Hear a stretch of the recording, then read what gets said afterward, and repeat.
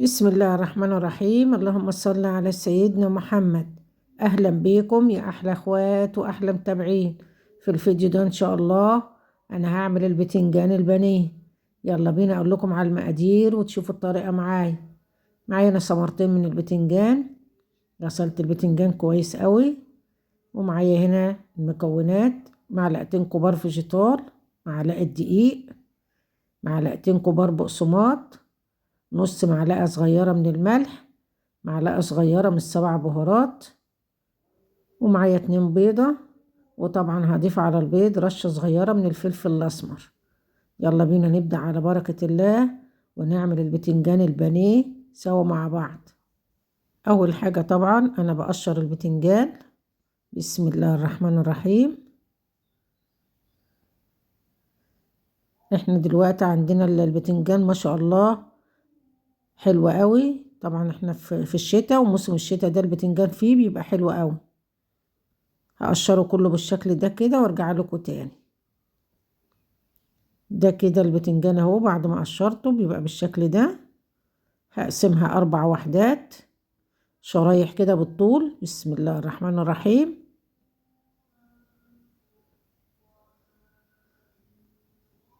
طبعا لو هي واحدة كبيرة شوية عن كده برضو ممكن تعملها 4 وحدات 5 وحدات، بتبقى بالشكل ده كده. ولو حاسة ان هي مليانة شوية خفيها شوية برضو ما يجراش حاجة. يعني اللي تقيلة شوية بشيل منها جزء كده اهو، علشان تبقى خفيفة وتستوي معاكي حلو. هكملهم بقى كلهم بالشكل ده كده وارجع لكم تاني.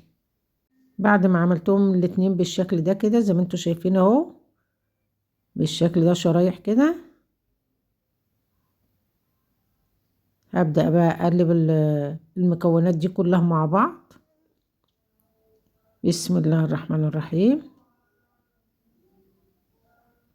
عايزه اقول لك البتنجان ما شاء الله ريحته وطعمه تحفه. بعد ما قلبتهم حلو كده بالشكل ده هضرب بقى البيض. انا رشيت حبه من الفلفل الاسمر على البيض. طريقته سهله وبسيطه وطعمه ما شاء الله جميل.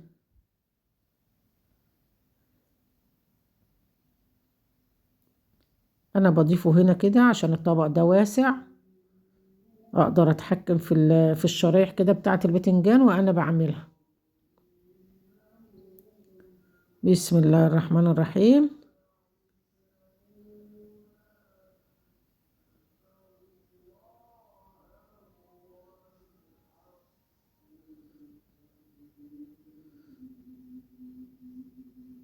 بعد ما بقلبه في البيض بالشكل ده كده ببدأ بقى اضيف عليه الخلطة اللي انا عملتها دي.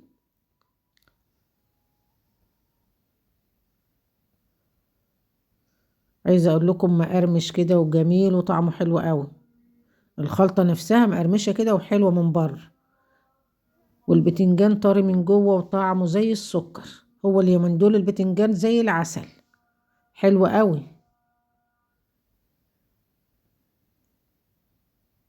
لو عملتيه للاولاد بالطريقة دي هيعجبهم قوي، وتحط في السندوتشات بقى. عايزة اقول لكم طعمه ما شاء الله تحفة. هكملهم كلهم بالشكل ده كده وارجع لكم تاني. بعد ما خلصتهم كلهم بقى زي ما انتوا شايفين اهو، هنبدأ بقى نحمرهم. يلا بينا نروح على البوتاجاز نحمر البتنجان سوا مع بعض. جهزت الصينية اللي هحمر فيها البتنجان. بسم الله الرحمن الرحيم. حطيت اول واحدة كده، لسه الزيت بارد مسخنش، هسيبه بس كده دقيقتين يسخن كويس ونكمل سوا مع بعض. بعد ما سخن وبقى بالشكل ده كده هرص كام واحدة كده جنب بعض.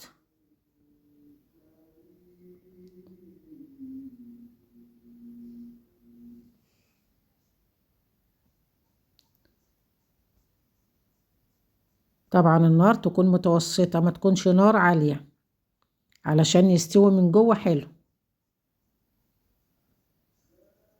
بقلبهم بقى كده الناحية دي والناحية دي لحد ما ياخدوا لون ذهبي كده حلو. شايفين عامل ازاي؟ عايزة اقول لكم ريحته تحفة.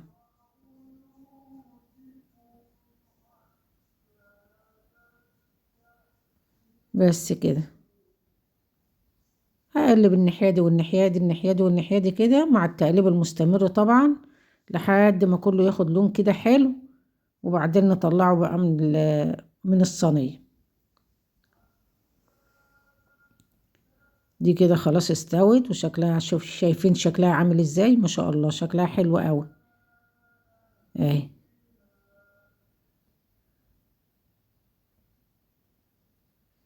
ودي نفس الحكاية اهي. هسيب دول برضو ياخدوا لون حلو وارص الباقيين جنبيهم. وزي ما قلتلك على نار هادية خالص، يعني النار تبقى متوسطة. بس كده هسيبهم بقى كلهم كده يستووا وياخدوا سواهم الحلو، وبعدين ان شاء الله تشوفوهم معايا في طبق التقديم. وده البتنجان اهو بعد ما خلص، زي ما انتوا شايفين ما شاء الله شكله حلو وريحته حلوة وطعمه احلى. هنديله رشة صغيرة كده من البقدونس.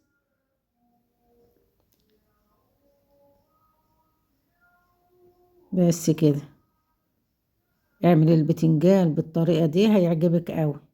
بتمنى لو الفيديو عجبكم تعملوا لايك وشير وتشتركوا في القناة عشان يوصلكوا كل جديد. اشوفكم على خير الفيديو الجاي ان شاء الله.